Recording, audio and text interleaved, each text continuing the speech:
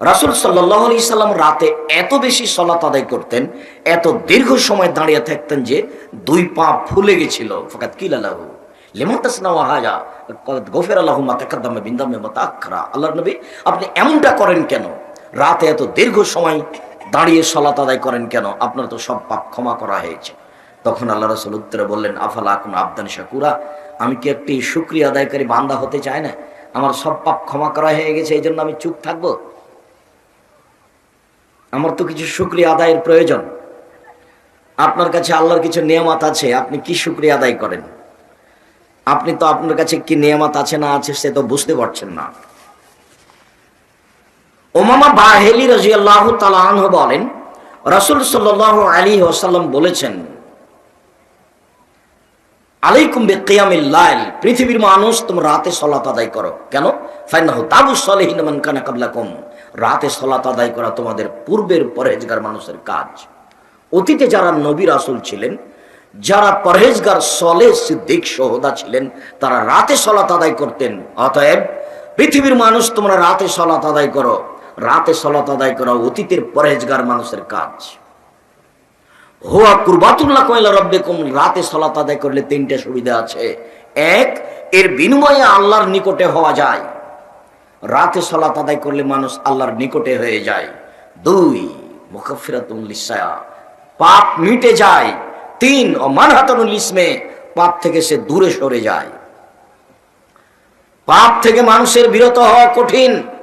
একবার যদি মানুষের পদস্খলন ঘটে যায়, একবার যদি তার অশ্লীল কাজ ঘটে যায়, তাহলে সে নিজেকে সেখান থেকে আর ধরে রাখতে পারে না। একবার যদি তার অভ্যাসে গড়ে যায় যে আমি মোবাইলে জেনা দেখব, তাহলে সে বছর বছর যুগের পর যুগ সেখান থেকে ফিরে আসতে পারে না। কোনো পথ দিয়ে সে আর নিজেকে ঠেকাতে পারে না।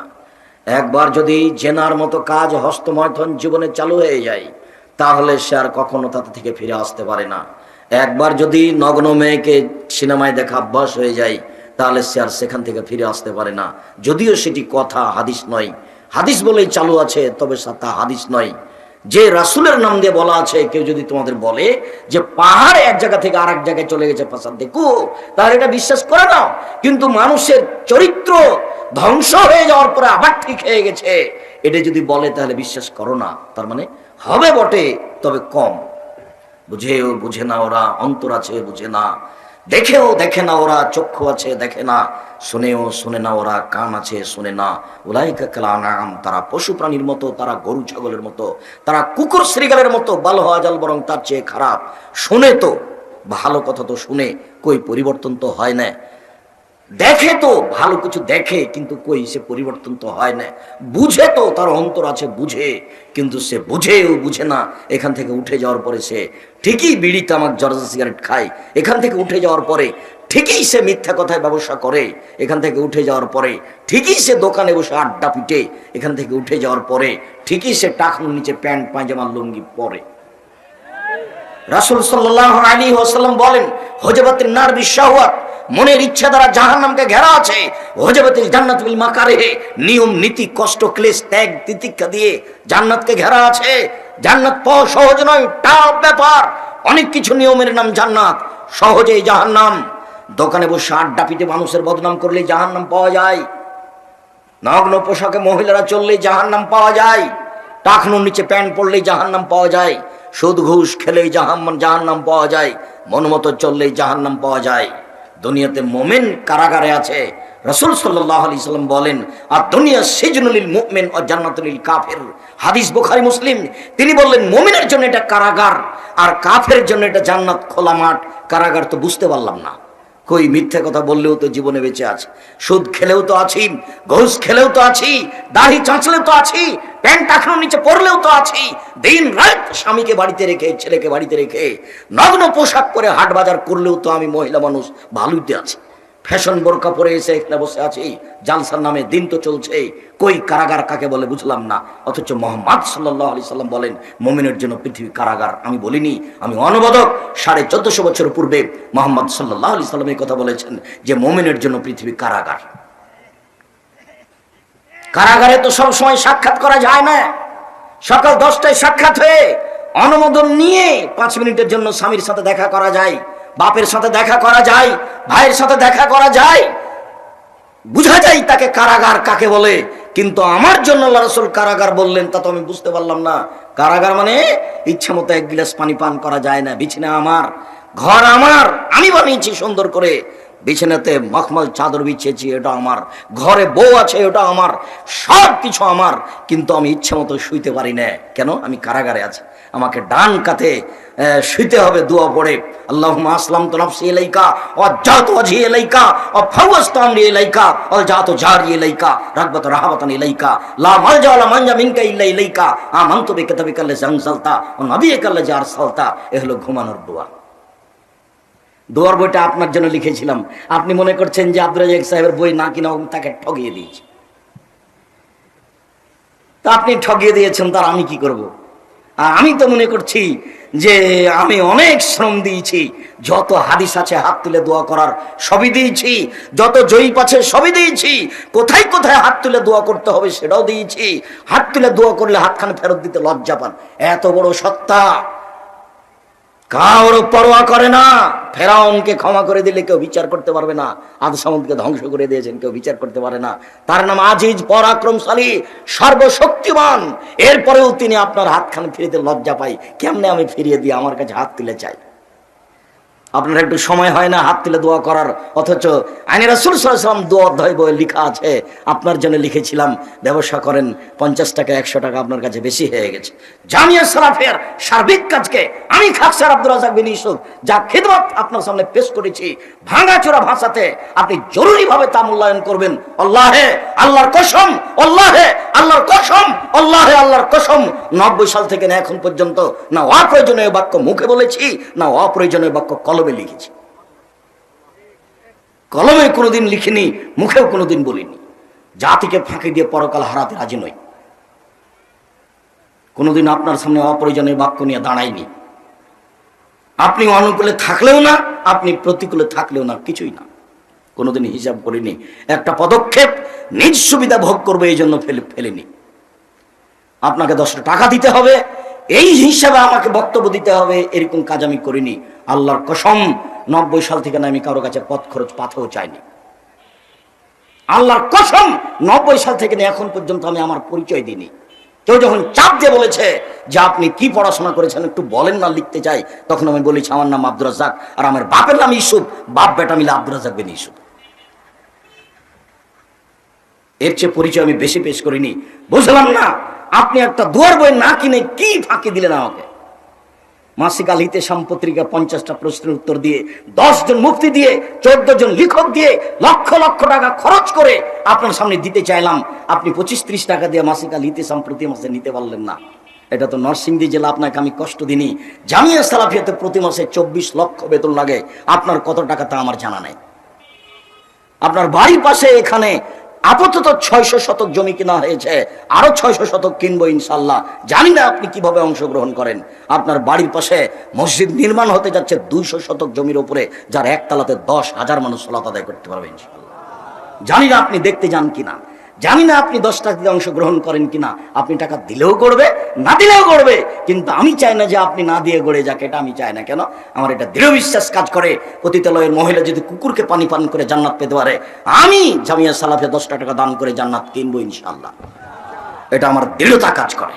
আমি ফাঁকি দিয়ে কোনো কাজ করিনি। শিক্ষক শিক্ষিকা যারা আছে তারা যথাসম্ভব ভালো শিক্ষক ভালো শিক্ষিকা দেওয়ার চেষ্টা করেছি, এখানে ওখানে সব জায়গাতে। কাজে আপনি সংকীর্ণতা দেখে কিছু সফলতা অর্জন করছেন এটা আমি মনে করি না। কেন আপনি রাতে একটু ইবাদত করতে পারেন না? কেন আপনি হাত তুলে দোয়া করতে পারেন না? কেন আপনার স্বভাব এত খারাপ যে আপনি 12টা 2টা 3টায় ঘুমান? কেন এই নোংরা স্বভাব? কেন আপনার বর্বর স্বভাব? কেন আপনার এত, কেন আপনার স্বভাব খারাপ? কেন আপনি দোকানে বসে আড্ডা পিটবেন? কেন আপনি দোকানে বসে ল্যাংটা মেয়ে দেখবেন, চোখ ঠান্ডা করবেন, কলিজা ঠান্ডা করবেন? ল্যাংটা মেয়ে দেখে চক্ষু ঠান্ডা করে, কলিজা ঠান্ডা করে জান্নাত পাওয়া যাবে? জান্নাতের মহিলা দেখা যাবে? এত সহজ জান্নাতের মহিলা পড়ে আছে নাকি? আল্লাহ তাআলা চ্যালেঞ্জ দিয়ে বলেছেন, লাম ইয়াতমিসুন্না ইনসুন কাবলাহুম ওয়ালা জান। জান্নাতের মহিলারা এত দামি, এত দামি, মানুষ এবং জিন কোনোদিন তাকে দেখেনি, কোনো স্পর্শ করেনি। তারা ঝিনুকের মতো মুক্তা, আমি তাদের লুকিয়ে রেখেছি। পরহেজগার মানুষের জন্য তারা প্রতীক্ষমান রয়েছে, তারা মহিলা মানুষ।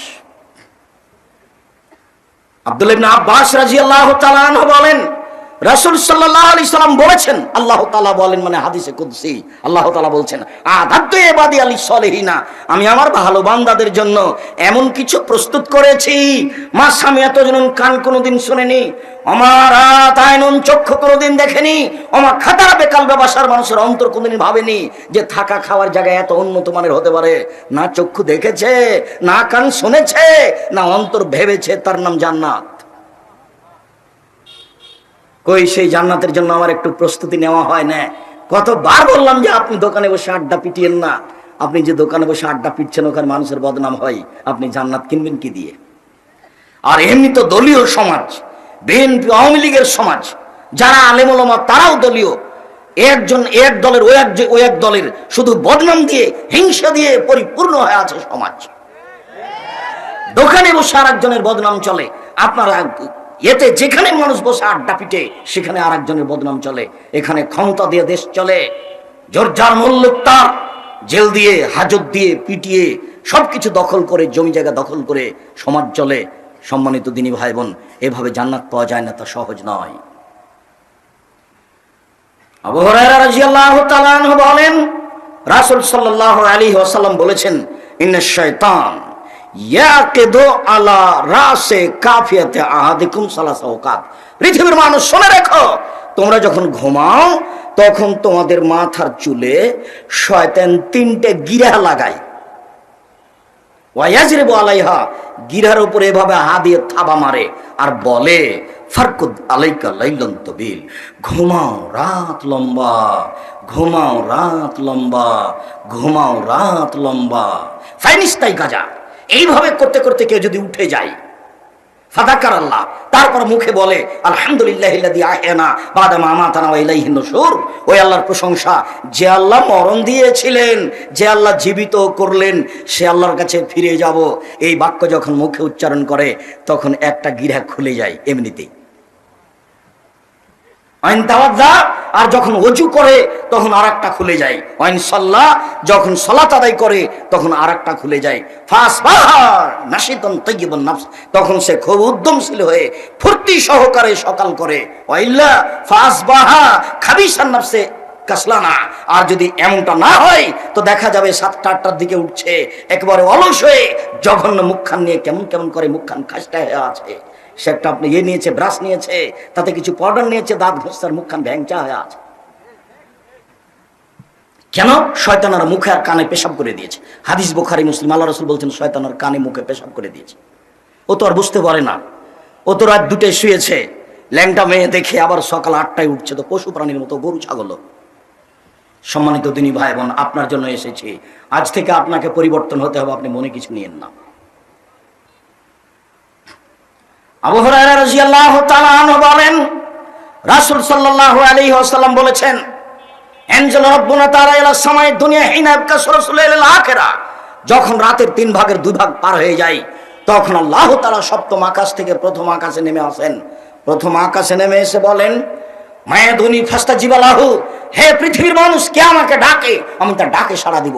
মায়াসুলিন ফাউতিয়াহু, কে আমার কাছে কিছু চাই, যে যা চাই আমি তাকে তাই দিয়ে দেবো। মায়াস্তাগফিরুনি ফাগফিরালাহু, কে আমার কাছে ক্ষমা ভিক্ষা চাই আমি তাকে ক্ষমা করে দিব।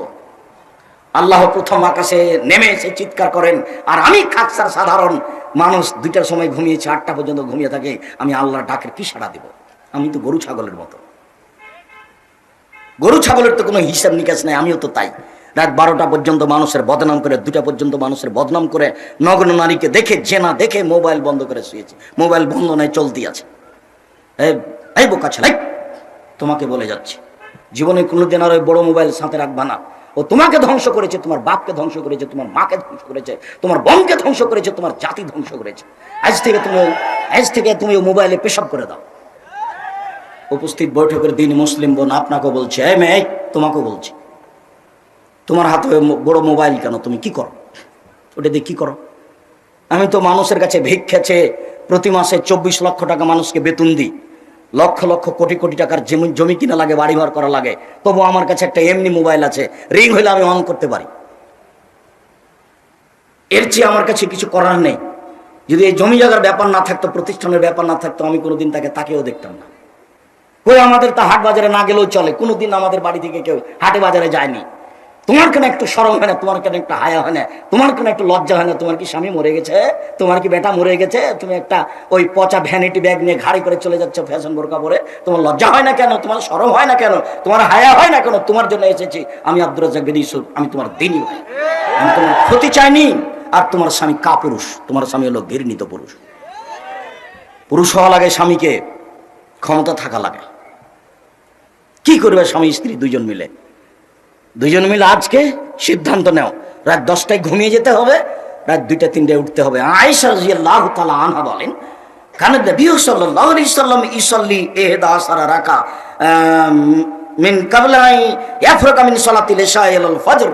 এশার সালাত থেকে নিয়ে ফজরের সালাত পর্যন্ত এই লম্বা সময়ে আল্লাহর নবী 11 রাকাত সালাত আদায় করতেন। তার মানে তাহাজ্জুদ এশার সালাতের পরেও শুরু করা যায়, যার কারণে তারাবি এশার সালাতের পরে চলে।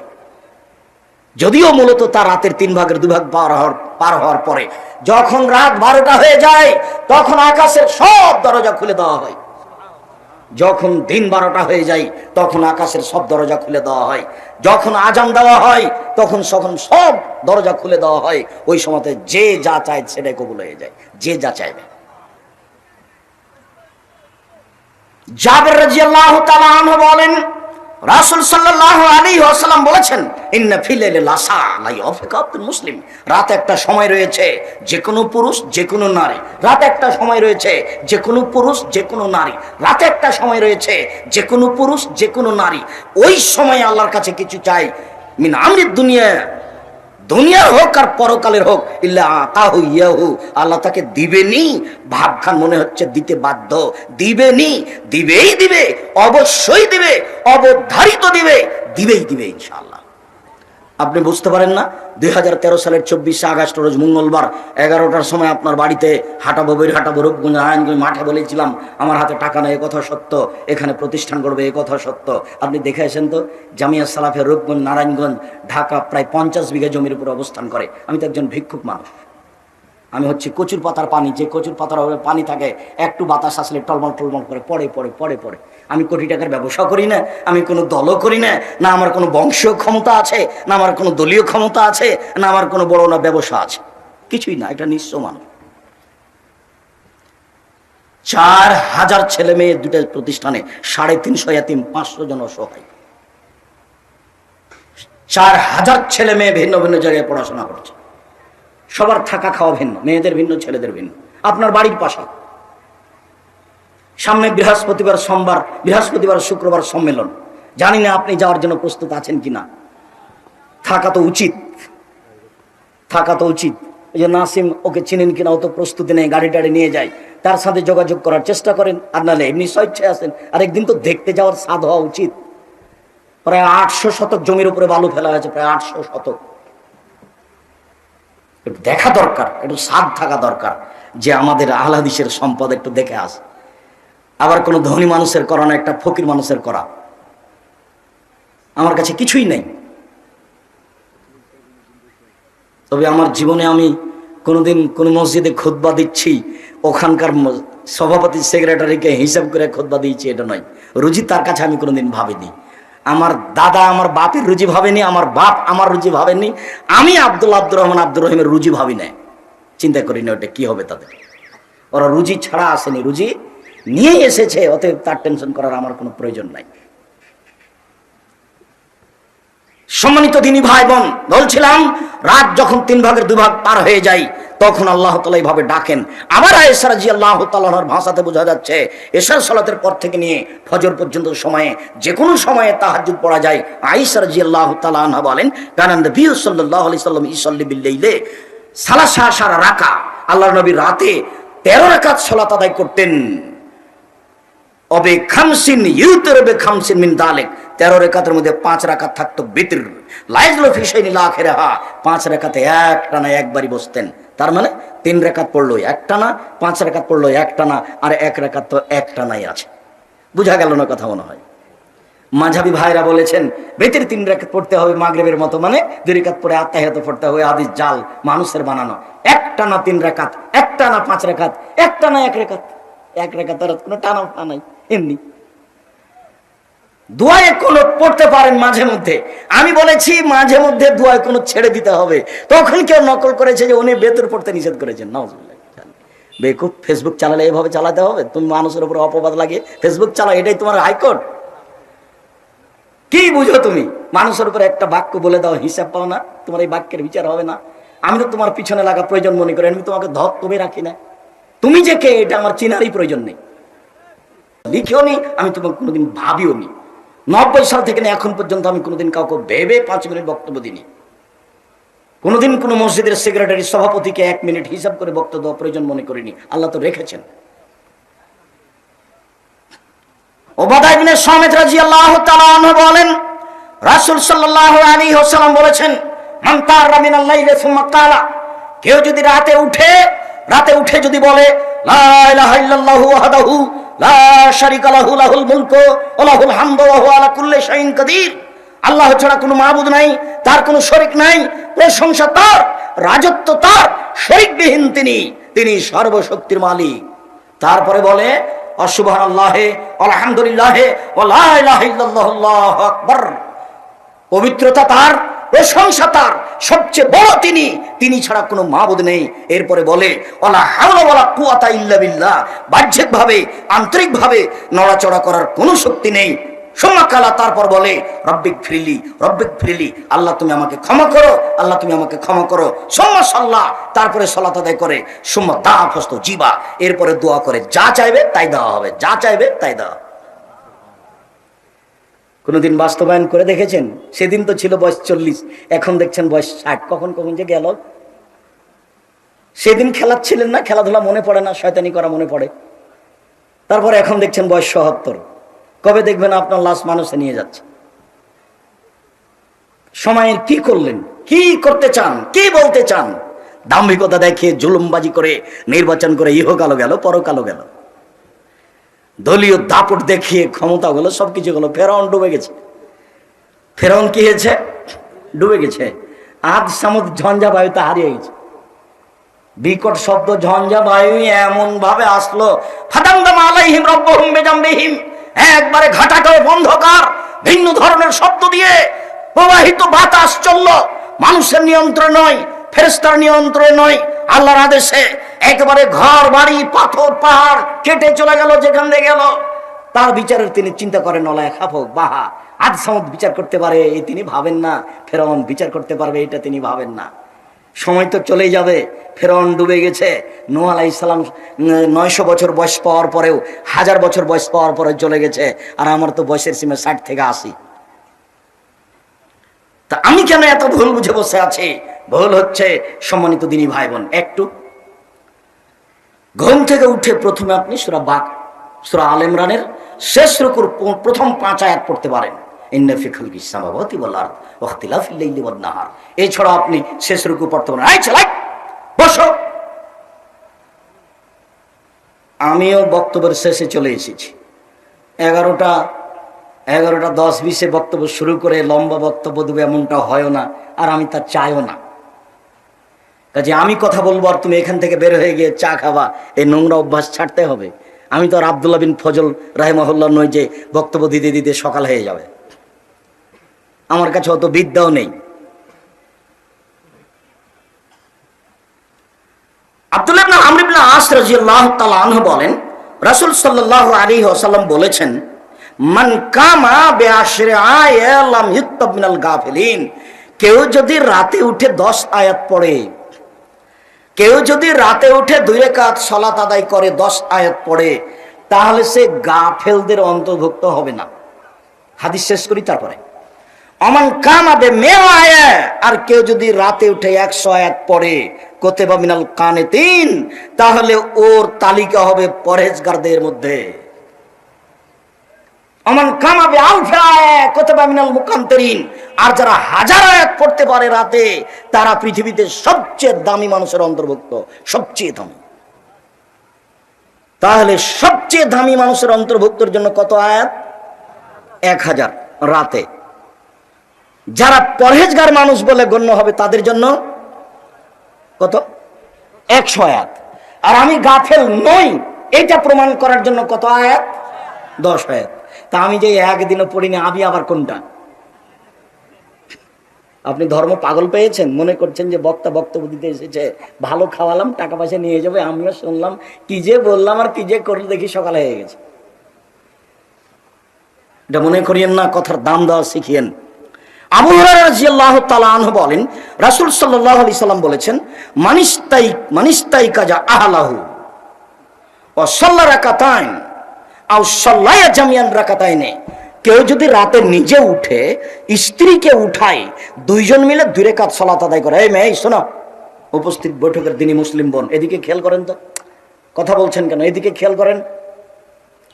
আপনি আর আপনার স্বামী যদি রাতে উঠে 2 রাকাত সালাত আদায় করেন, একসাথে পড়েন, একসাথে, মানে আপনার স্বামী থাকবে আগে আর আপনি থাকবেন পিছনে, ভিন্ন ভিন্ন পড়তে পারেন। 2 রাকাত যদি সালাত আদায় করেন, তো রাসূল সাল্লাল্লাহু আলাইহি ওয়াসাল্লাম বলছেন, কুতিবা মিনাজ যাকিরিনা ওয়াজ যাকিরাত, রাতে যারা তাসবিহ তাহলিল জিকির আজকার করে, আপনার নামটা তাদের তালিকায় চলে আসবে। অথচ আপনি তত নন। রাতে তো যারা হাজার হাজার আয়াত পড়ে তারা যাকিরাত আর যাকিরিন, কিন্তু আপনি 2 রাকাত পড়েছেন, এই জন্য আল্লাহ বলছেন যাও যাও ওর নামটা ওতে দিয়ে দাও, হ্যাঁ ফেরেশতারা লিখে দাও, ওই ভালোদের তালিকা দিয়ে দাও। আমি এই কথা বলিনি, এই কথা মুহাম্মদ সাল্লাল্লাহু আলাইহি ওয়াসাল্লাম বলেছেন। আমার এখানে কিছু করার নেই, আমি জোর করে বলছি এমনটা কথা নয়।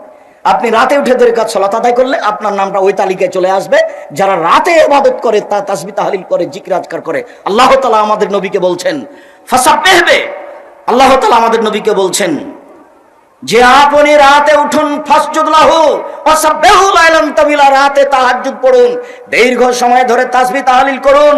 মুহাম্মদ সাল্লাল্লাহু আলাইহি সাল্লাম, আপনি রাতে উঠে তাহাজ্জুদ পড়ুন, জরুরি আদেশ। আপনি দীর্ঘ সময় ধরে তাসবিহ তাহলিল জিকির আজকার করুন। ঘুম থেকে উঠে 2-4 বার কোনোদিন সুবহানাল্লাহ আলহামদুলিল্লাহ বলেছেন? মনে পড়ে? মুরব্বি, আপনাকে বলছি, তাহাজ্জুদ পড়তে শিখেন, একটু চেষ্টা করেন। দাম্ভিকতা দেখে কোনো লাভ নেই। আমার ছেলে এত বড় ব্যবসা করে, আমার ছেলে কোটি টাকা ইনকাম করে, আমার বৌমা ঢাকা বিশ্ববিদ্যালয়ে শিক্ষকতা করে, তার বৌমার কত গল্প আছে। আপনি রাতে উঠে কি বলেন? কবে উঠেন রাতে? রুটিন হতে হবে আজকে, জরুরি, আজকেই হতে হবে, এখন। আবু হুরায়রা রাদিয়াল্লাহু তাআলা আনহু বলেন, রাসূল সাল্লাল্লাহু আলাইহি ওয়াসাল্লাম বলেছেন, ইন্নাদ দীনা ইসরুন, দিন সহজ। আব্দুর রাজ্জাক সাহেব, আপনি কি দিন ভারী করে দেখালেন? জি না, দিন সহজ। বরং আমি বলতে চাচ্ছি, আল্লাহ রাসূল বলেন, লাইসুদ দীনা ইল্লা গালাবাহু, কেউ যেন দিনকে ভারী মনে না করে নেয়। একদিনই পুরো কোরআন মাজিদ পড়বে, রাতে সিদ্ধান্ত নিয়েছে। আজ থেকে 11 রাকাত সালাত আদায় করবে, সিদ্ধান্ত নিয়েছে। আজকে একবারে সূরা বাকারা পড়বে, সিদ্ধান্ত নিয়েছে। তখন আল্লাহ রাসূল বলছেন, না না না না না, অল্প করে পড়ো। কেন? আহাবুল আমাল ইলাল্লাহ ওয়া ইনকাল্লাহ, আল্লাহর কাছে সবচেয়ে প্রিয় আমল ওইটা যেটা একেবারেই কম কিন্তু চলমান আছে। তাহলে আমরা রাতে সালাত আদায়ের জন্য অন্তত আরম্ভ করি কি দিয়ে করব? 2 রাকাত দিয়ে অন্তত চালু করি। গল্প করতে করতে যখন ঘুমাতে যাচ্ছি তখন অজু করে 2 রাকাত পড়ে নি, এটা কিন্তু খুব কষ্টকর। শয়তান বলছে, এই পড়বি না, এই পড়বি না, আর আপনি বলছেন একটু পড়ি। আর শয়তান ভিতরে আছে না, নাফস নাম হচ্ছে নাফস, ইন্না নাফসালা আমারাতু বিসসুয়ে, মানুষের মন মানুষকে পাপের আদেশ করে। দেখতে পান না ছেলেটা কেমন করে মাথার চুল ছোট করে রেখেছে, ওপরে এটা ছাতা মনে হচ্ছে, ও পশু হয়ে গেছে, ও ইহুদি খ্রিস্টানদের অনুসরণ করে। প্যান্টটা টাকনোর নিচে আছে, ও পশু হয়ে গেছে, হিসাব নিকাশ না, এমনিতেই চলে গরু ছাগলের মতো। অথচ আমার প্রত্যেকটা কর্ম ইহুদি খ্রিস্টানদের বিরোধী হতে হবে। বাংলাদেশ এমন একটা দেশ যার অফিস আদালত কোর্ট কাছারি শিক্ষা প্রতিষ্ঠান দোকান পাট বাড়ি ঘর সব ইহুদি খ্রিস্টানদের দিয়ে সাজানো, ওদের নিয়ম দিয়ে সাজানো, ওদের কৃষ্টি কালচার দিয়ে সাজানো। তাই তো রাস্তার গাড়িটাও বাম দিকে যায়। সৌদি আরবে যান, গাড়ি ডান দিকে যায়, আর বাংলাদেশে গাড়ি কোন দিকে যায়? বাম দিকে যায়। সবটাই উল্টা, খাতা খান বানা আছে ইহুদিদের নীতিতে। আমি যখন শক্তভাবে বলেছি, কাজী সাহেব আপনি যে খাতাতে 4 জন সাক্ষী দিয়ে রেখেছেন, তা আপনি বিবাহ মানে কি জেনা প্রমাণ করছেন নাকি? তা আপনার খাতায় 4 জন সাক্ষী কেন? খাতাটা দিয়ে টয়লেট পেপার হিসাবে ব্যবহার করতে হবে। তখন কাজী সাহেব এমন খেপে গেছে, হ্যাঁ আপনি এই কথা বলেন মানে? আমি দুঃখিত, আমি কোনোদিনও অপ্রয়োজনীয় বাক্য বলিনি। বিবাদে 2 জন সাক্ষী লাগে, কিন্তু আপনার খাতাতে কজন সাক্ষী আছে? 4 জন। আবার বলছে মহিলাদের পক্ষ থেকে 2, ছেলেদের পক্ষ থেকে 2, মানে গন্ডগোল এখনই লাগাচ্ছে। অথচ আল্লাহ রসুল বলছেন যে পক্ষ নয় গো, পক্ষ নয়। বিবাহ জায়েজ হওয়ার জন্য দুজন সাক্ষী লাগে, আর বাপকে লাগে। ওটা পক্ষ নয়, না বুঝাতে পারলাম না মনে হয়। সাক্ষী পক্ষ নয়, বিবাহ জায়েজ হওয়ার জন্য কি লাগে? দুজন সাক্ষী লাগে। বিবাহ জায়েজ হওয়ার জন্য কাকে লাগে? বাপকে লাগে। কোর্টের বিবাহ বাতিল, কোর্টের বিবাহ বাতিল। হাজারো লাখো মেয়ে বাড়ি থেকে বের হয়ে বিবাহ বসেছে। 7 ছেলের মা হলে সব ছেলে অবৈধ জারজ সন্তান। ছেলেকে বৈধ করতে হলে আবার বাপকে বিবাহ পড়াতে হবে। আব্দুর রাজ্জাক সাহেব, আমার বাপ মারা গেছে, আমরা বের হয়ে বিবাহ বসেছিলাম, তাহলে তোমার ভাইকে দিয়ে বিবাহ পড়াও, তোমার চাচাকে নিয়ে আসো, কালকে আসো জামিয়া সালাফে রূপগঞ্জ নারায়ণ ঢাকা, আমি তোমার বিবাহ পড়িয়ে দেবো, তোমার ভাইকে নিয়ে আসো। তোমার ভাই তোমার অভিভাবক, তোমার বাপ তো কবে মরে গেছে, সংসার বাতিল আছে। এমন কোন মায়ের বেটা পৃথিবীতে জন্ম নেবে না কিয়ামত পর্যন্ত যে এই বিবাহ বৈধ করতে পারে। আমি না করিনি, এটা মোহাম্মদ সাল্লাল্লাহু আলাইহি ওয়াসাল্লাম না করেছেন। বলে ফেকার বইয়ে লেখা আছে। আরে ফেকার বইয়ে তো লেখা আছে যে একটা মানুষ রাস্তাতে হাঁটতে হাঁটতে একটা মহিলাকে বলছে এইটা আমার বউ। তখন দুজন সাক্ষী বলছে হ্যাঁ আমরা সাক্ষী আছি, ঠিকই তোমার বউ, বিবাহ হয়ে গেছে। তাহলে তার বাপকে লাগবে না, কোর্টের বিবাহ তো এভাবেই চলছে। খালি আপনি বলবেন এটা আমার বউ, দুজন সাক্ষী বলবে হ্যাঁ আমরা সাক্ষী দিচ্ছি তোমার এটা বউ, হয়ে গেল। আর আল্লাহ নবী বলছেন হবে না সেইটা। সম্মানিত দিনী ভাই বোন, বলছিলাম দিন সহজ কঠিন নয়। তারপরে বলছেন ফাসাদ্দিদু, মধ্যম পন্থায় অবলম্বন করো, ইবাদত করো। ওয়াকারিবু, পরিমিত ইবাদত করো, মানান মতো করো, অন্তত 2 দিয়ে চালু করো। ওয়াবশিরু, পরস্পরে সুসংবাদ দাও, কেউ কাউকে ভীতির মধ্যে ফেলো না। তাহাজ্জুদ পড়া শুরু করছো, তাহাজ্জুদ পড়বে 80 বছর বয়সে, এ কথা বলো না। পরস্পরে বলো পড়ো না, চালু করো না, দেখা যায়। আরে আব্দুর রাজ্জাক সাহেব বললেন 1 মিনিটে সূরা ইখলাস 3 বার পড়লে 1 বার কোরআন মাজিদ পড়ার সমান নাকি? ব্যাগ ভরে নিই নে, তো কেউ কেউ মানা করছে ব্যাগ ভর্তি করে নেন। কই পারেন না কেন? আজকে সারাদিনে তো 3 বার পড়েননি, 1 বার ইখলাস পড়েননি, অথচ 1 মিনিটে 3 বার, 1 মিনিটে 3 বার। পারেন না কেন? শয়তান ধরেছে এই জন্য পারেন না কেন? আজকে কেন মাগরিবের পরে সূরা ইখলাস 3 বার পড়তে পারেননি? কালকে আজকে ফজরের পরেও পারেননি, এমনিতে দিন পার হচ্ছে, তার মানে গরু ছাগলের মতো। কত সুবিধা! সূরা ইখলাস বুঝি তো নাকি? ওটা কুল হুয়াল্লাহু আহাদ, তার নাম ইখলাস। ওটা 3 বার পড়লে কি হবে? 1 বার কোরআন মাজিদ পড়ার সমান নেকি হবে। তো নেকি তো অনেক হবে, পড়ে কে? খাওয়ার ব্যবস্থা আছে, বউ আছে, বেটি আছে, গাড়ি বাড়ি আছে, সবকিছু। আবার কেন সূরা ইখলাস? আর কি করব? এভাবে সময় কাটায়েন না, ভুল হচ্ছে। এর পরের বাক্য আজকের আলোচনার শেষ বাক্য, জরুরি আরেকটা ছোট্ট হাদিস আছে এই মুহূর্তে আজকের জন্য। এখন যে বাক্য বলছি সে বাক্য আপনার জন্য। উপস্থিত বৈঠকের দিনে মুসলিম বোন, আপনি একটু খেয়াল করেন। আল্লাহ রাসূল বলছেন ওয়াস্তাইনু বিল গুদওয়াতি ওয়ার রাওহাতি ওয়া শাইইন মিনাদ দুলজা।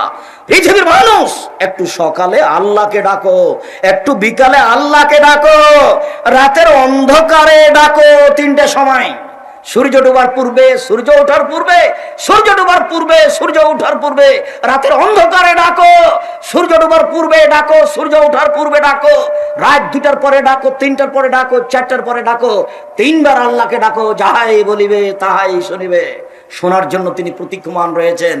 ও আমার দাস দাসী শোনো, তুমি যেভাবে ডাকো আমি সেভাবে থাকি, তুমি যেভাবে আশা পোষণ করো আমি সেভাবে পূর্ণ করে থাকি।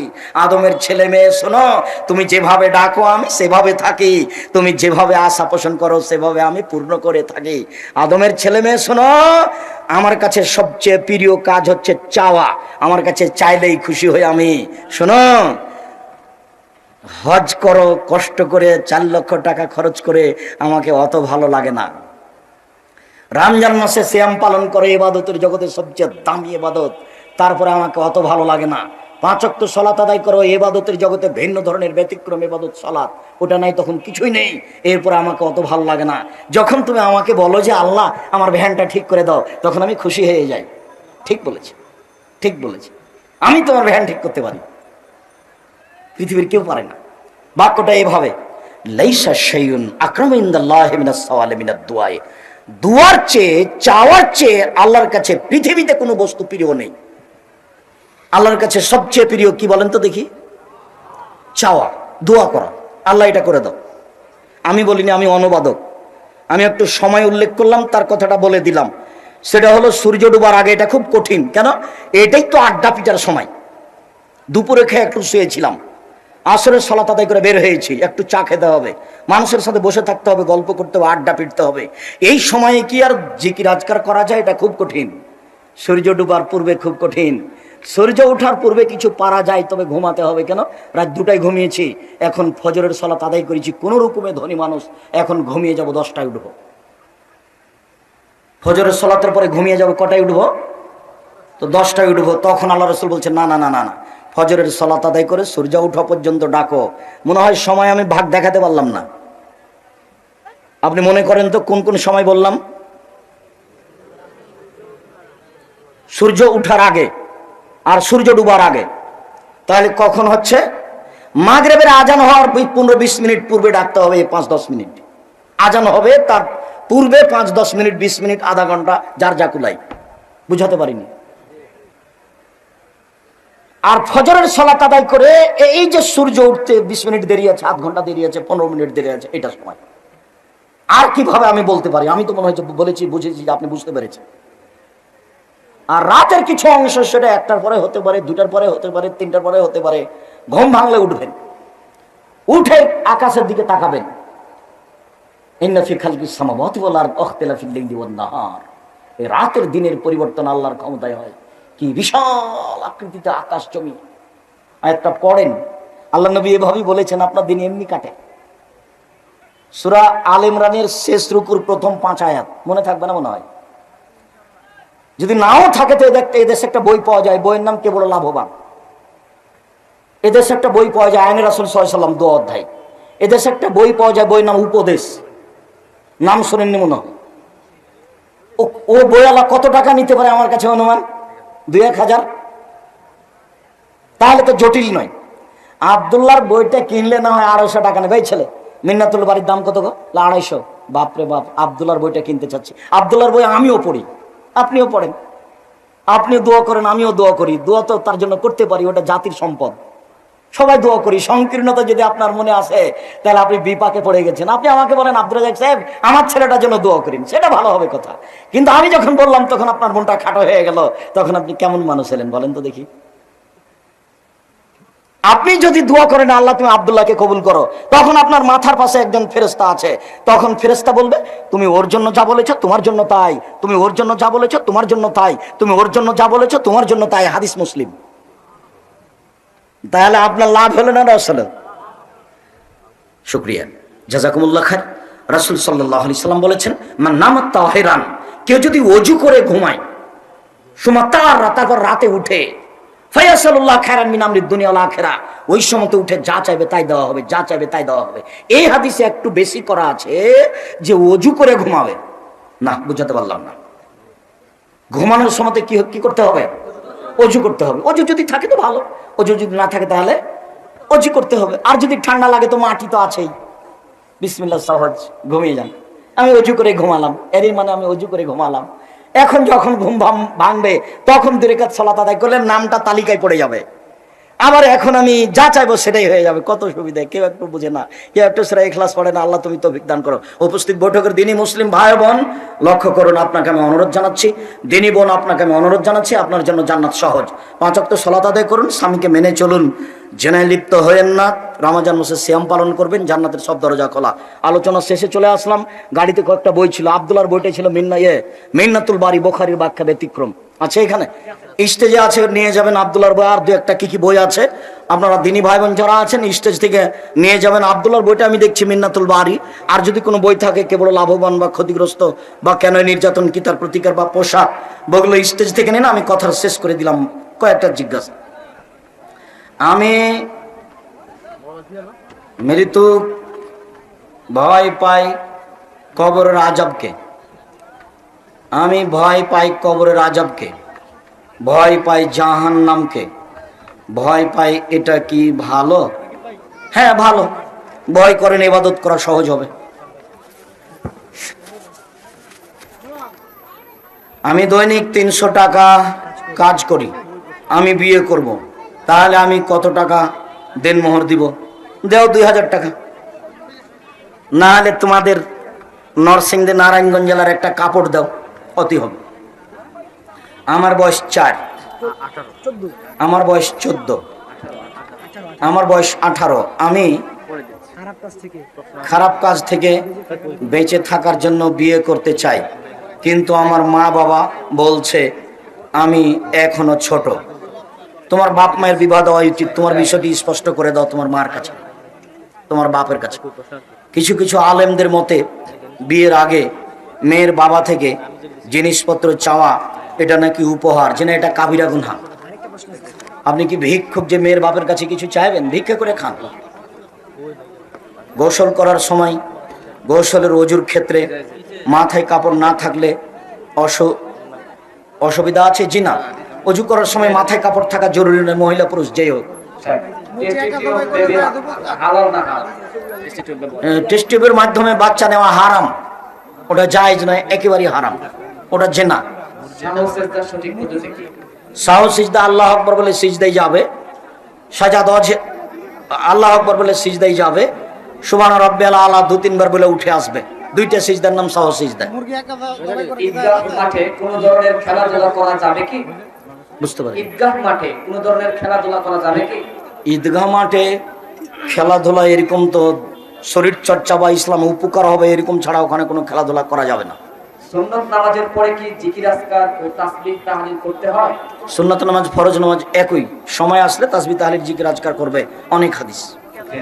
শুকরিয়া, জাযাকুমুল্লাহ খায়র।